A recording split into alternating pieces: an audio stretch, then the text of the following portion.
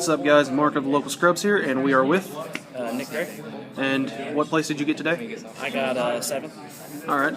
And what were you piloting? I was using Infernoid light storms. Interesting. Alright, so we'll go ahead and get straight right into it. Alright, well, I kind of consider the Infernoids kind of like a chess deck. So I'm going to go ahead and start off with the parts I think they are.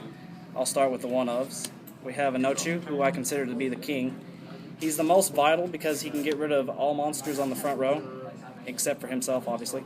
And once per turn, if a spell card is activated, I contribute any monster in the field, and I can banish the card, so he's also negation, so really good against some of the Necros matchups, which I didn't have today. Trying to turn the cards around a little. I mean, he's really good. Alright. Next, we have the Queen. I cannot pronounce her name in English, but Lilith. She is the heavy storm of the deck. She hits all cards that are on the back row except for Void or Vanish cards. She also has the same effect as the King, which is Inochu. I can banish a card to negate a monster effect and then banish it. So this card's really good against setting up plays for monsters that have like really hard effects. Like I used this card against Ritual Beasts today, and I stopped all their plays because they couldn't get anything out. So once I locked them down, there was no further they could go.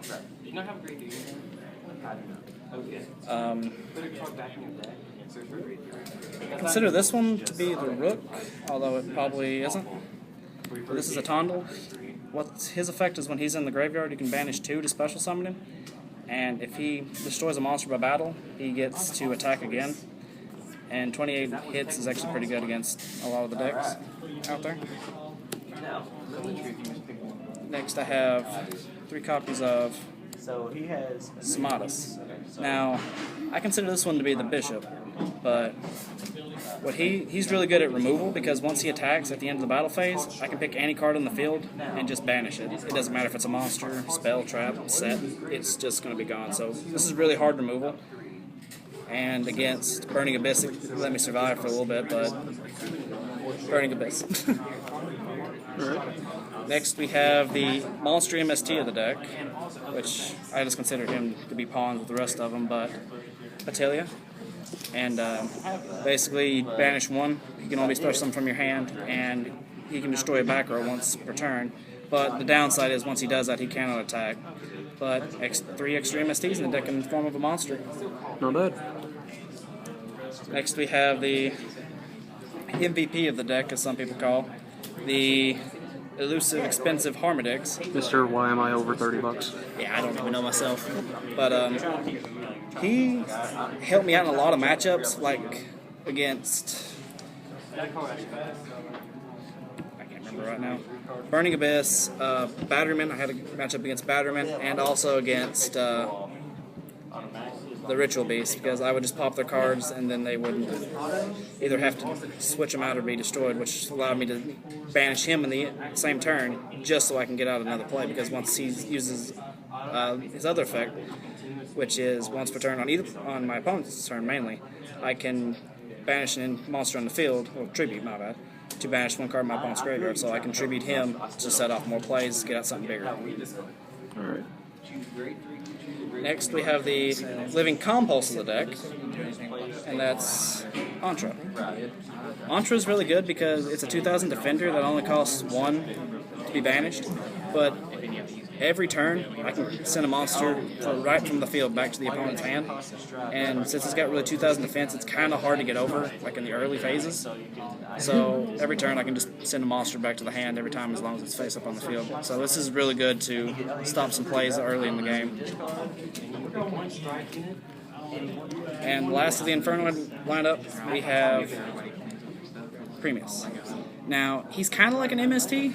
He only requires 1 to be banished, but the thing is, he targets a set card, which it can be a monster too, but they cannot activate the card that's been targeted in response, and it gets shuffled back into the deck. So this card is actually really good for clearing out pesky back rows, or like, as a bad monster, just sit it back and forget about it. This card has helped me out quite a few times today against the Ritual Beast players. Alright, do you think the numbers you chose for each Infernoid were good, or do you think that you could have made some changes to it?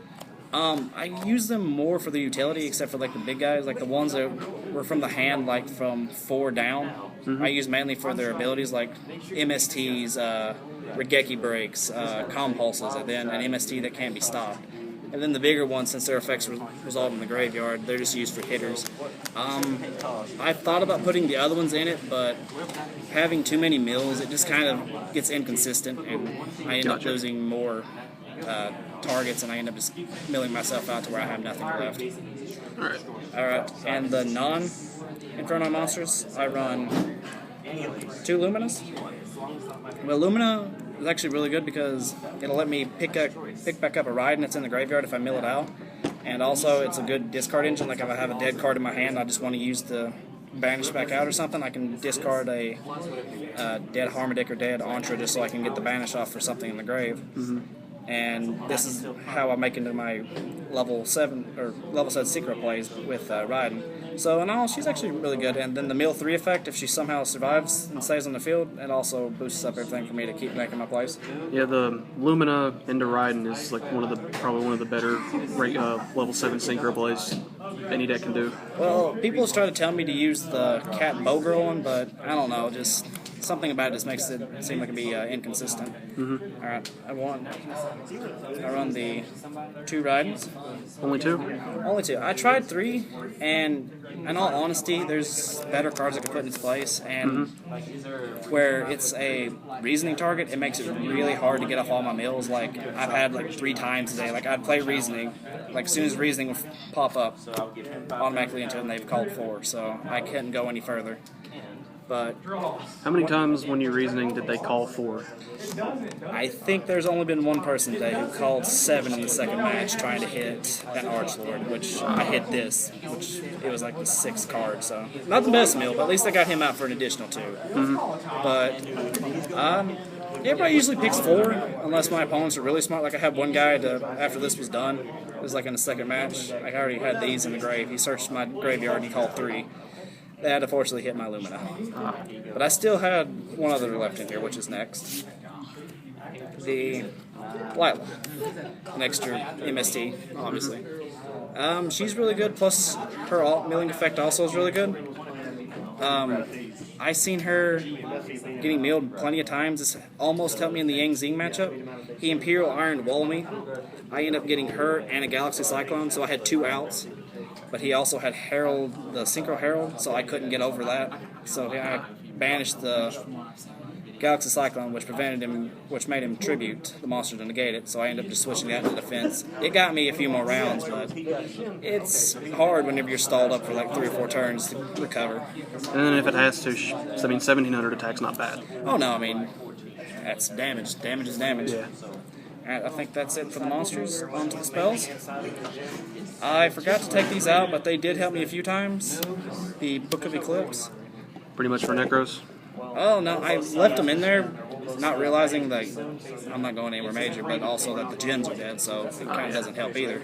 But what I did find out I could do with this, I've had Primus in my hand in this set. I'd activate this, activate Primus to shuffle it back to their hand. I'd done this against one Ritual Beast player, set it, bounce it back, that he had no way to stop it because it was face down. So once I went through, he couldn't split it, he couldn't get anything out of it, which allowed my damage to go through. Interesting. I'm thinking about taking these out for skill drains, but as of right now, they seem to be doing pretty good. Next, another big hitter, the Galaxy Cyclones. It's an MST that can work 2 times, but when it's activated, it can only hit the set, and when banished, can only hit the face up. This card has been a lifesaver many a time. Activating it to pop a face down, thinking the world's worst card to hit me, I can just banish it later on. This is how I've got over Imperial Iron Walls and Macrocosmos and all these other things that have just set me back so long. Yeah, Galaxy Cyclone definitely just shines in decks like Infernoids. It's really good, because I mean, it's an MST if you draw it. If it's in the graveyard, it's still an MST. So I mean, you've still got outs with it. Next, I run 2 Dark Holes. This is just for clearing, because half the time, whenever my monsters are dead and I'm going to start using my plays, I just have to find a way to clear the field. It's a solid staple, so there ain't nothing much I can say about it. I run 2 Voids here. Now, a lot of people are kind of confused about this card, which The first effect is whenever it's an Inferno monster under my control, any of them, like I can have more than one, I can play it, and they're unaffected by spell or trap cards. So it's kind of like a archetype-specific lance. Well, I kind of think of it more like Evil Swarm Pandemic. Ah, yeah. Because like it creates a veil, nothing can touch my Infernoids. And its second effect, if it's in the graveyard, if one of them be destroyed by a card effect, I can easily just banish it, and it's immune for that turn. And since I usually use it for the second effect, so if I mill it, it's even better. But if it's in my hand, I can usually set it, and if they MST it, I can just hope they can keep my monsters alive that turn. They don't have anything, or I make them waste a turn. Yeah, really good card. It's really good. Next, just for the Light Swarms, Charge of the Light Brigade. It's a mill and a search, so it's double plus for me. I can send 3 to the graveyard. Hopefully it's Infernoids by that point. And then this would let me add any Light Swarm to my hand, whether it be Riding, or if I somehow mill to Riding, get a Lumina, get a Synchro play off. And then if I get more monsters in the graveyard, it's pretty good. Alright. And the MVP of the spells, the Reasonings. Reasoning too good. I'm afraid they're going to increase in price or hit the ban list if this deck goes anywhere.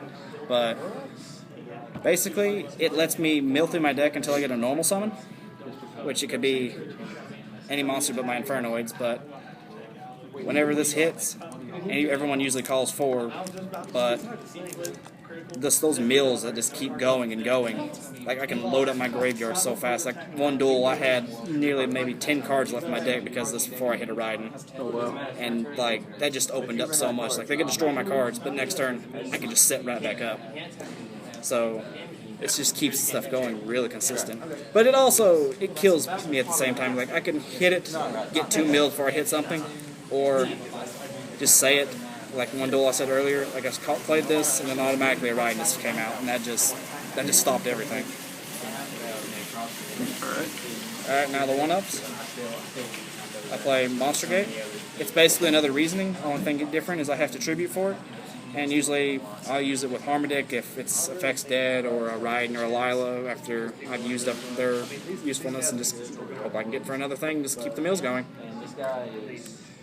Raigeki for when my opponent has a field. And Burial from a Different Dimension. This card's really helpful early if I draw it, because if I mill 3 for like a Nochu or Davietti, I can easily just bring them back. But this thing, I rarely see it in my hand, and whenever I do need it, I end up milling it. So it's kind of dead, but it's really helpful when you get it. But it does its job, so I mean I can't complain about it. Alright, so thoughts on your main deck? Is there anything you would like maybe change? If anything, I could probably take out the Books of Eclipse for like skill drains, because skill drain allows me to stop monster effects on my turn, and it would be also good if I set it, so if I were to mill those out, it wouldn't hurt me. Book of Eclipse, where it has the draw effect, it seems like to me it's more of a negative than a plus if I don't have the plays on it.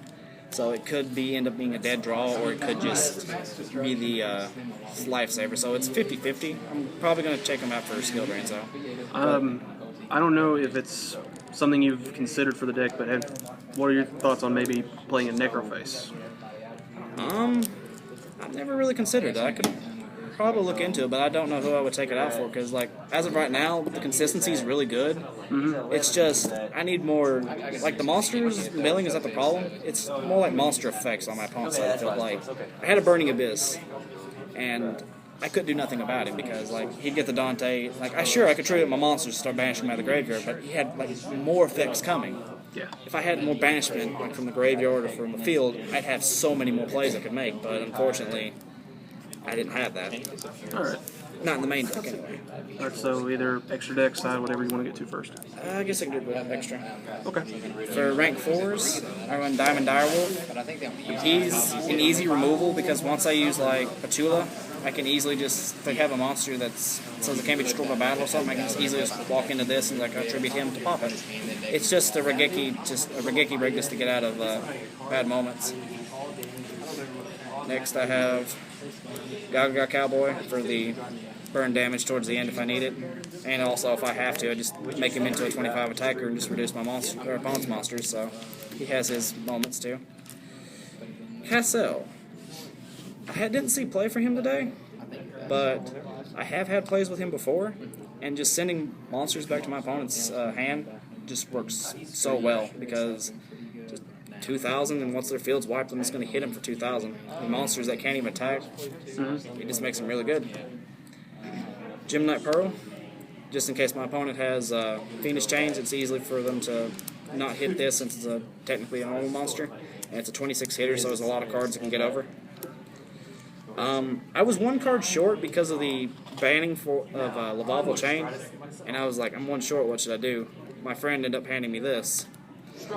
It's seen one play today, and honestly, it did win it for me, because I was able to reduce a monster by half and just make him into like a 45 beater and just run into it. So this had a really good time, and I do appreciate my friend for letting me borrow this today. Now for the higher ones, this one didn't see play today either, but number 11 Big Eye. He's basically I guess you can say he's a snatch deal, except he can't attack. But it's a 26. I can just take any monster and just make it my own.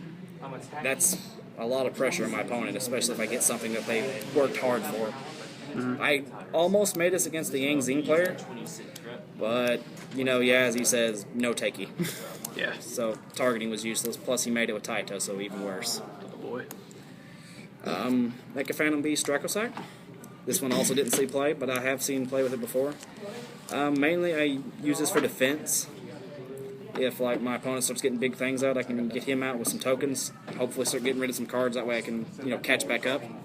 But today it didn't see much play. Next we're going into my Synchros. This one's seen a lot of play today. Michael, the Arch Lightsworn.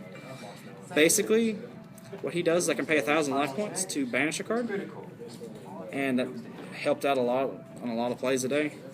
And he has another positive side. Even if he dies, I can shuffle Lightsworns back into my deck, which hits mill mechanics if I start running short. And a 26 hitter for level 7 is not bad. So this card really good. I had a lot of people wonder why I have this in here, but Black Rose Moonlight Dragon. Basically, when it's summoned, it's a compulse, and anytime my opponent summons a level 5 or higher, it's a consistent compulse. So like Necros, Ritual Beast, stuff like that, as soon as they summon it, I'm just going to send it back. Yeah, it definitely has juices.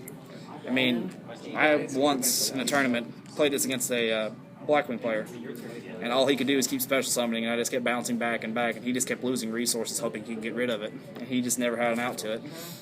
So, really good card. Black Rose. The OG Black Rose. It's just a simple nuke. It has no other purpose. I mean, you can make it a 24 hitter, but it's just the press nuke button. Pretty much. Next is another out to Fiendish Chain, Scrap Archfiend. It's a 27 hitter. It has no effect, so it can't be targeted by Fiendish Chain, and it can just get over a lot of stuff. So no Fiendish Chain target equals hitting a face or hitting a good card. Next is another card people questioned me about, but Clearwing Synchro Dragon. People wonder, what can this card do? And whenever I get it out, they try to target with monster effects, like to banish it or to somehow remove it from the field, but effect just negates and destroys it. So this card is really good in just keeping myself alive on the field, and with all of its negations, I can end up just destroying monsters as I go. So really good. Crimson Blader. This card didn't see play. I could have made it one duel, but I kind of froze before I did it. But essentially, if this card destroys a monster, my opponent can't special summon level 5 or higher until the next turn. So the duel I could have made it on was against Yang Zings. If I had hit this, he would have been locked down for quite a while, but I froze out and didn't make it, so that costed me a duel. Scrap Dragon. It's really easy to make, and since my monsters can just easily come back from the graveyard, just tribute one of them, just so I can bring it back out the next turn, just keep hitting and making plays. And it's just a really good card. And the last is my level 11, Star Reader. This card has seen one play today, and when it hit, they couldn't do anything because all the cards I had in the back row was for on the summon. And when he gets summoned, nothing can stop him except maybe Solemn. but it's a 32 hitter and barely anything can get over it. I used it against the Yangzing player, and only because of the fire Yanzi play was he able to get over by 100. I was kind of stuck on that. All right. So go ahead and get into the side deck. Just try to hurry on a little bit through that. Okay. I play one of the Lightsworn Monk. It's basically just to get over defense cards, like if they have high defense, send it back to the deck, and then it's just also another meal mechanic, so it's actually really good for that. I run 2 Mischief and Gnomes. I should have sided this in Burning Abyss, but I didn't. But it reduces all the monster level counts on the field, so this would allow me to make more plays with my Infernoid monsters because their levels would change, which allows me to special summon more. Also, it would screw up Burning Abyss players because changing those Burning Abyss monsters from 3 to 2, they ain't going to be able to make Dantes to get their meals off, so really good card. I run 2 Shadow Imprisoning Mirrors, also for the Burning Abyss players. I run 3 copies of MST, even though my deck doesn't have enough of them. But this is just for the decks that are back row heavy when I just do not feel like playing a stall game. Yeah. MST all the things. 1 Article of Christia. Really good against decks at special summon. It's a reasoning target, which is really easy. Once this card hits the field, even if it dies, if I sack it into something, just play another card just to mill it out, or just tribute for it. And my opponent can't special summon until it dies. So I can just sit on it while I'm waiting for resources. 2 Royal Decrees because I do not like Macrocosmos and I do not like Imperial Iron Wall. I like to banish. You know, on my terms. These should have been main deck, but 2 Breakthrough Skill. I usually sided these in a lot during game 2, unless my opponent didn't have a lot of effect cards. But this card really helped me out a lot, especially against Ritual Beasts. And the banishing effect on this is really well if I mill it out, so it's a plus on itself. And last, because I thought Necros players are going to be here today, 2 copies of Mistake. I didn't face anybody that I needed to use it on, so it just kind of sat there. Alright. So overall, what were your opinions on, what were your thoughts on today's event? I did make a lot of mistakes while I was playing, but in all, I had a really good time, and I couldn't say I had any complaints. Alright. Well, I hope you enjoyed this Infernoid deck profile. Remember to like, comment, subscribe, and we'll catch you guys in the next one.